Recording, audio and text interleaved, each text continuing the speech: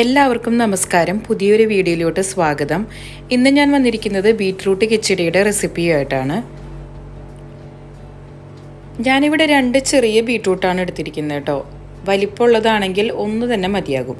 അതിനായിട്ട് 2 കറിമുളക് എടുത്തിട്ടുണ്ട്, ഒരു കഷ്ണം ഇഞ്ചി. ഇനി ബീട്രൂട്ട് ഒന്ന് ഗ്രേറ്റ് ചെയ്തെടുക്കണം. അതല്ലെങ്കിൽ ചെറുതായിട്ടൊന്ന് ചോപ്പ് ചെയ്തെടുത്താലും മതി. പക്ഷേ എനിക്ക് കുറച്ചും കൂടിയും കുക്ക് ചെയ്യുമ്പോൾ എളുപ്പത്തിൽ ഗ്രേറ്റ് ചെയ്തെടുക്കുന്നതായിട്ട് നന്നായിട്ട് തോന്നിയിരിക്കണേ. ഇനി ഇതിലോട്ട് തേങ്ങയുടെ ഒരു അരപ്പ് തയ്യാറാക്കണം. അതിനായിട്ട് 1 കപ്പ് ചെറിയ തേങ്ങ എടുത്തിട്ടുണ്ട്. അതിലോട്ട് 1/2 ടീസ്പൂൺ നല്ല ജീരകവും ഒരു 4 ചെറുള്ളിയും ഇട്ടിട്ട് ആവശ്യത്തിന് വെള്ളം ഒഴിച്ച് ഒന്ന് അരച്ചെടുത്ത് വയ്ക്കുക. ചുവട് കട്ടിയുള്ള ഒരു പാത്രം എടുക്കാൻ ഞാനിവിടെ മൺചട്ടിയാണ് എടുത്തിരിക്കുന്നത്. അതിലോട്ട് ഗ്രേറ്റ് ചെയ്ത് വെച്ചിരിക്കുന്ന ബീട്രൂട്ടും ചെറുതായിട്ട് എരിഞ്ഞ് വെച്ചിരിക്കുന്ന ഇഞ്ചിയും പച്ചമുളകും ഇട്ട് കൊടുക്കണം. ഇനി ഇതിലോട്ട് ആവശ്യത്തിന് വെള്ളം ഒഴിച്ചു കൊടുക്കുക. കുറച്ച് വെള്ളം ഒഴിച്ചു കൊടുത്താൽ മതി. ബീട്രൂട്ടിൽ ഓൾറെഡി വെള്ളത്തിൻ്റെ ആവശ്യമുള്ളതാണല്ലോ. ഇനി ഇതിലോട്ട് നമുക്ക് അല്പം ഉപ്പും കൂടി ആഡ് ചെയ്തിട്ട് നന്നായി മിക്സ് ചെയ്തിട്ട് കുക്ക് ചെയ്യാനായിട്ട് മാറ്റാം. കുക്ക് ചെയ്യാനായിട്ട് വെക്കുമ്പോൾ ആദ്യം ഹൈ ഫ്ലെയിമിൽ വെക്കുക. മൺചട്ടി ആയതുകൊണ്ട് ചൂടായി വരാനായിട്ട് കുറച്ച് സമയം എടുക്കും. അതിനുശേഷം ചൂടായി വന്നതിന് ശേഷം മീഡിയത്തിലോട്ട് മാറ്റിയിട്ട് ഇത് അടച്ച് വെച്ച് ഒരു 5 മിനിറ്റ് കുക്ക് ചെയ്തെടുക്കണം. ഇപ്പോൾ ഇതൊരു 5 മിനിറ്റ് കഴിഞ്ഞിട്ടുണ്ട്. ബീട്രൂട്ടൊക്കെ നന്നായി വെന്ത് വന്നിട്ടുണ്ട്. അതിൽ വെള്ളമൊക്കെ വറ്റി വന്നിട്ടുണ്ട്. ഇനി ഇതിലോട്ട് അരച്ച് വെച്ചിരിക്കുന്ന തേങ്ങാക്കൂട്ട് ആഡ് ചെയ്ത് കൊടുക്കുക.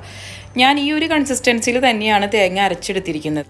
കാരണം മൺചട്ടി ആയതുകൊണ്ട് പെട്ടെന്ന് തന്നെ വെള്ളമെല്ലാം നന്നായിട്ട് വറ്റി വരും.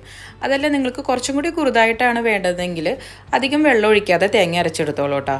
ഇനി ഈ ഒരു തേങ്ങാക്കൂട്ടും അതുപോലെ തന്നെ ബീട്രൂട്ടും നന്നായിട്ടൊന്ന് മിക്സ് ചെയ്തിട്ട് ഒരു 2 മിനിറ്റ് ഒന്ന് കുക്ക് ചെയ്തെടുക്കാം. അതായത് തേങ്ങയുടെ പച്ചച്ചുക മാറുന്നത് വരെ ഒന്ന് കുക്ക് ചെയ്തെടുക്കുക.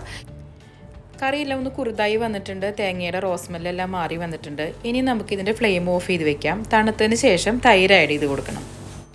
ഞാനിവിടെ 1 കപ്പ് തൈരാണ് എടുത്തിരിക്കുന്നത്. അതൊരു വിസ്കോ അല്ലെങ്കിൽ ഒരു ടീസ്പൂണോ ഉപയോഗിച്ചിട്ട് അതിൻ്റെ കട്ടകളൊക്കെ നന്നായിട്ടൊന്ന് ഉടച്ചെടുക്കുക. ഇനി തൈര് വേവിച്ച് വെച്ചിരിക്കുന്ന ബീട്രൂട്ടിൻ്റെ മിക്സിലോട്ട് ചേർത്ത് കൊടുത്ത് നന്നായിട്ടൊന്ന് ഇളക്കിയെടുക്കണം. ഇപ്പോൾ ഓൾറെഡി നമ്മൾ ഫ്ലെയിം ഓഫ് ചെയ്ത് വെച്ചിരിക്കുകയാണ്. എന്നാലും ചട്ടിക്ക് ചെറുതായിട്ടൊരു ചൂടുണ്ട്, അത് മതി കേട്ടോ. ഇനി ഇത് തിളപ്പിക്കേണ്ട ആവശ്യമൊന്നുമില്ല. ഉപ്പിൻ്റെ അളവ് നോക്കുക, അതനുസരിച്ച് ഉപ്പെല്ലാം ആഡ് ചെയ്ത് കൊടുക്കുക. ഇനി ഇതിലോട്ട് താളിച്ചൊഴിക്കണം. അതിനായിട്ട് ഒരു പാൻ ചൂടാക്കാൻ വെക്കുക. പാൻ ചൂടായതിന് ശേഷം വെളിച്ചെണ്ണ ഒഴിച്ചു കൊടുക്കണം. വെളിച്ചെണ്ണ ചൂടായതിന് ശേഷം കടുക് ഇട്ട് കൊടുക്കുക. കടുക് ഒന്ന് പൊട്ടി വന്നിട്ടുണ്ട്. അതിലോട്ട് വറ്റൽമുളകും കറിവേപ്പിലയും കൂടി ഇട്ട് കൊടുക്കാം. ഇനി ഈ മിക്സ് നമുക്ക് കറിയിലോട്ട് ഒഴിച്ചു കൊടുക്കണം. അപ്പോൾ ഇത്രയേ ഉള്ളൂ. വളരെ എളുപ്പത്തിൽ ഉണ്ടാക്കാൻ പറ്റുന്ന ഒരു ഡിഷാണിത്. എല്ലാവരും ട്രൈ ചെയ്ത് നോക്കുക. നിങ്ങൾക്ക് എൻ്റെ വീഡിയോ ഇഷ്ടമായെങ്കിൽ ലൈക്ക് ചെയ്യാനും ഷെയർ ചെയ്യാനും മറക്കരുത്. അതുപോലെ തന്നെ കമൻറ്റും ചെയ്തോളൂ. സബ്സ്ക്രൈബ് ചെയ്യാത്ത കൂട്ടുകാരാണെങ്കിൽ ഒന്ന് സബ്സ്ക്രൈബ് ചെയ്യുക. പുതിയൊരു വീഡിയോ ആയിട്ട് കാണുന്നത് വരെ നന്ദി, നമസ്കാരം.